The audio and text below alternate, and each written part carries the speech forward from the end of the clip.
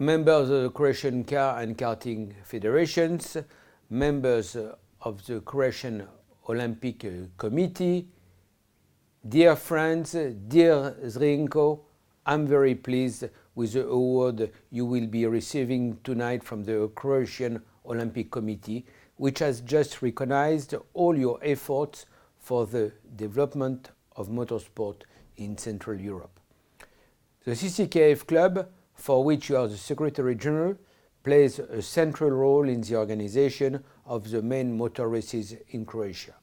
It also plays an important role in the promotion of motorsport and facilitates access to a large audience, especially the young. The meeting of the FIA Central European Sport Club last week in Vienna underlined this crucial role.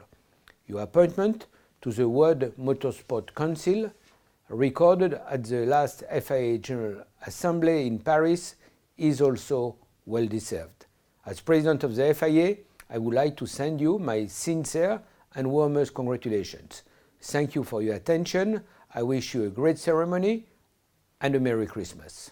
Bye-bye.